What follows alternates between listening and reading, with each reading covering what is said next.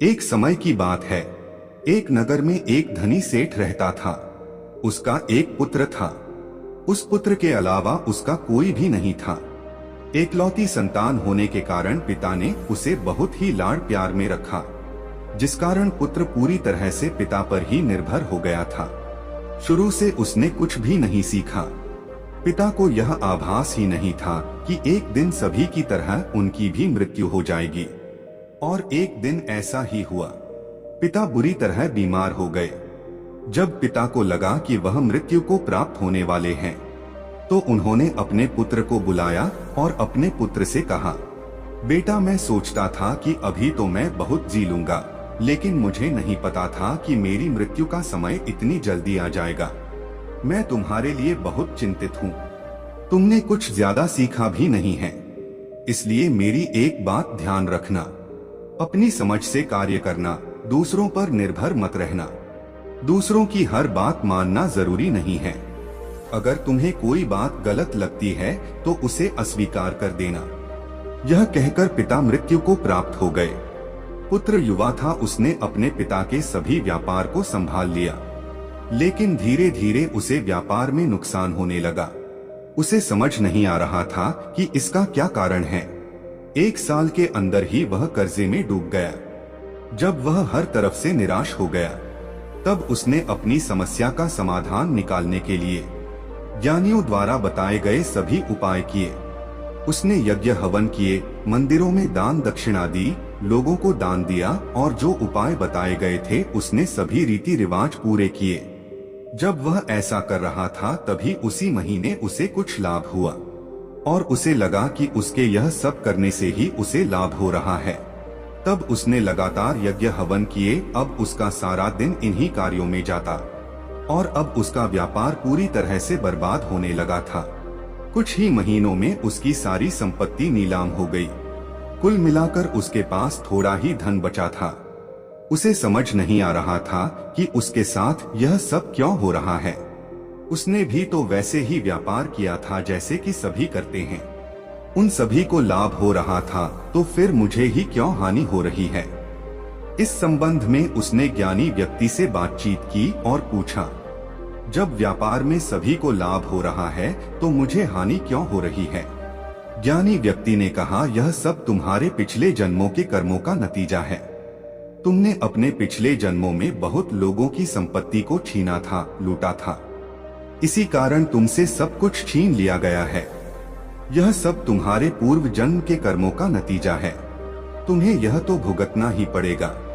ज्ञानी द्वारा यह बात सुनकर वह व्यक्ति पूरी तरह टूट गया और उसने सोचा कि अब कुछ हो ही नहीं सकता। कर्म ही ऐसे किए हैं तो भुगतने तो पड़ेंगे ही। यह सोचकर उसने घर छोड़ दिया। उसके बाद वह दूसरे गांव में जाकर बस गया। उसने सोचा कि व्यापार में तो उसे नुकसान ही हो रहा था, क्यों न जमीन लेकर उस पर खेती की जाए। वहां उसने कुछ जमीन खरीदी और उस पर खेती करने का विचार बनाया, लेकिन उसे खेती करनी भी नहीं आती थी। इसीलिए उसने कुछ लोगों को पकड़ा और उन्हें कुछ पैसे देकर उनसे अपने खेतों में बीजों को डलवाया और उनसे कहा कि इन बीजों की देख रेख करना और फसल अच्छी होनी चाहिए। धीरे धीरे फसल बड़ी हुई और फसल पकने का समय आ गया। उसने अपने खेतों पर जाकर देखा तो वह दंग रह गया।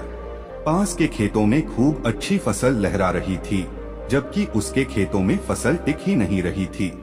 लगभग आधी फसल उसकी खराब हो गई थी। बहुत सारे बीज जमीन से बाहर नहीं आए थे। वह गहरी निराशा में चला गया।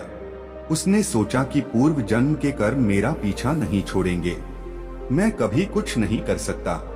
मैं कुछ भी करूं सब कुछ मुझसे छीन लिया जाएगा। पता नहीं क्यों मैंने पिछले जन्म में लोगों की संपत्तियां छीनी थी। कब तक मैं यह सहता रहूंगा। फसल को काटने का समय आ गया था, लेकिन उसके पास अब पैसे ही नहीं थे कि वह किसी को पैसे देकर अपनी फसल को कटवा सके। उसने कई लोगों से विनती की कि उसकी फसल कटवा दें, वह पैसे बाद में दे देगा, लेकिन कोई भी तैयार नहीं था। उसने कहा कि मेरे पास थोड़े पैसे हैं, अभी वह उनको ले ले और बाकी मैं फसल कटने के बाद दे दूंगा। लेकिन इस बात पर भी कोई तैयार नहीं हुआ। उसे लगा कि उसकी फसल खड़ी की खड़ी ही बर्बाद हो जाएगी। उसने सोचा कि उसे अपने पिछले जन्मों के कर्मों को सुधारने के लिए कुछ करना ही पड़ेगा, अन्यथा वह हमेशा बर्बाद ही होता रहेगा। इसी चिंता में वो अपने घर के अंदर इधर से उधर टहल रहा था। तभी उसके दरवाजे पर एक भिक्षु आ जाते हैं। भिक्षु भिक्षा की याचना करते हैं।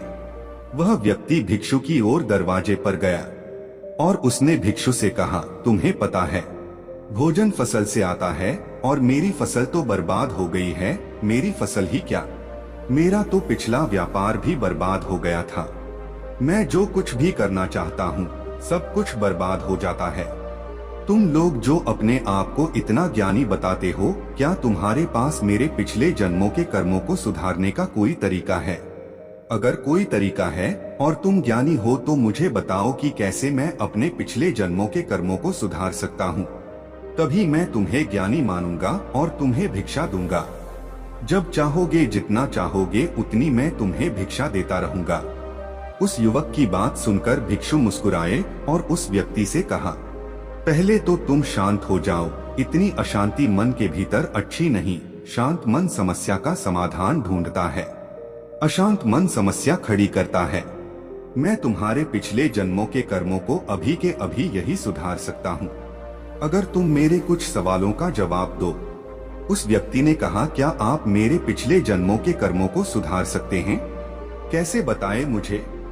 मैं आपके हर सवाल का जवाब देने के लिए तैयार हूँ। भिक्षु ने उस व्यक्ति से कहा, पिछले जन्म में तुम कहाँ रहते थे?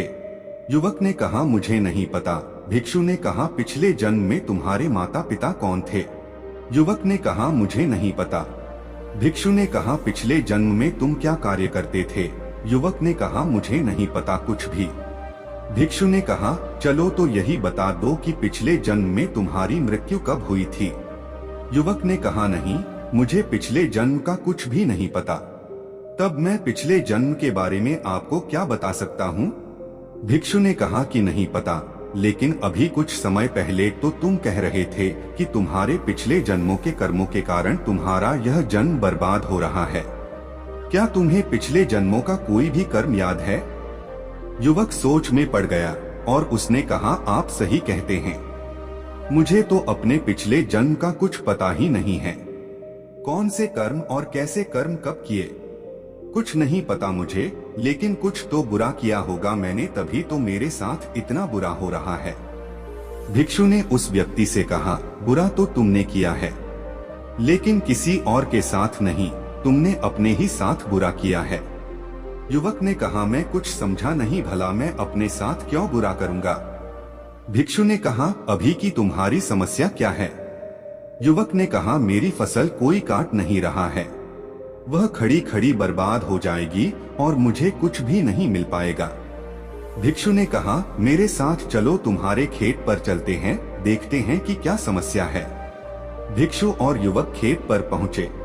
भिक्षु ने युवक से कहा, जाओ और 2 दराती लेकर आओ। युवक 2 दराती लेकर आया और भिक्षु ने कहा, देखो, इस प्रकार से फसल को पकड़ते हैं और इस तरह से काट देते हैं, फसल को इकट्ठा करते हैं और उसके बाद बांध देते हैं। अब तुम इसी प्रकार से फसल को काटो और इकट्ठा करो। युवक ने कहा, यह मेरा काम नहीं है, मैं यह कैसे कर सकता हूँ? फसल काटना बहुत मेहनत का काम है, यह मेरे बस की बात नहीं है। भिक्षु ने कहा, यह फसल तुम्हारी समस्या नहीं है, समस्या यह है कि तुम आलसी हो गए हो। तुम परिश्रम करने से डरते हो, तुम चाहते हो सब अपने आप हो जाए। तुम कर्महीन हो और एक आलसी व्यक्ति के पास धन, संपदा, घर, व्यापार, मान सम्मान कुछ नहीं रहता, सब छिन जाता है। क्या तुमसे यह सब कुछ छिन गया है? और तुम चिंता मत करो, अगर तुम इसी प्रकार आलसी रहोगे तो यह फसल ही क्या, यह खेत, तुम्हारा घर और जो कुछ भी थोड़ा बहुत बचा कुचा तुम्हारे पास है, वह सब कुछ छिन जाएगा और अंत में तुम भोजन के लिए भी दूसरों पर आश्रित हो जाओगे। तुम कहते हो तुम्हारे पूर्व जन्मों के कर्म बुरे हैं, जिनका तुम्हें ज्ञान भी नहीं है। तुम्हारे इसी जन्म के कर्म बुरे हैं। आलस्य भी एक कर्म है। जब तक तुम बुरे कर्म करते रहोगे तब तक तुम ऐसे ही पतन की ओर बढ़ते रहोगे। युवक ने कहा, मैं आलसी नहीं हूँ, आप गलत बोल रहे हैं।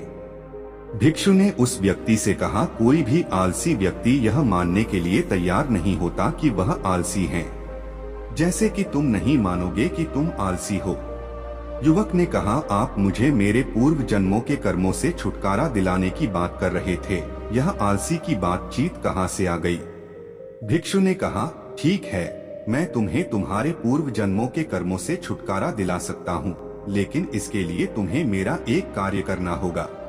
अगर यह कार्य तुमने ठीक से कर लिया तो तुम्हें तुम्हारे पूर्व जन्म के कर्मों से मुक्त कर दूंगा। युवक ने कहा, बताइए मुझे क्या करना है, मैं अवश्य कर लूंगा। भिक्षु ने उस व्यक्ति से कहा, देख लो तुम आलसी हो, शायद तुम ना कर सको, फिर मुझे मत कहना। युवक ने कहा, हाँ बताइए मुझे, मैं करके दिखाऊंगा। भिक्षु ने कहा, ठीक है, तुम्हें अपनी फसल काटनी है, उसके बाद एक नई फसल लगानी है, खुद अपने हाथों से लगानी है, उसकी देखरेख भी तुम्हें ही करनी है।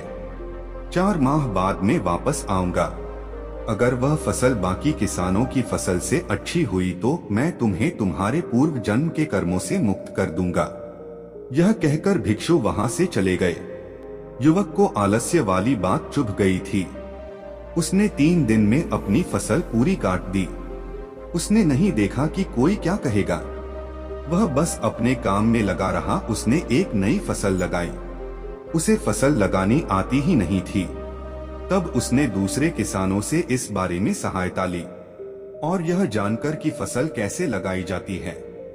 उसने भी फसल लगाई और उसने अपनी फसल की पूरी देखभाल की।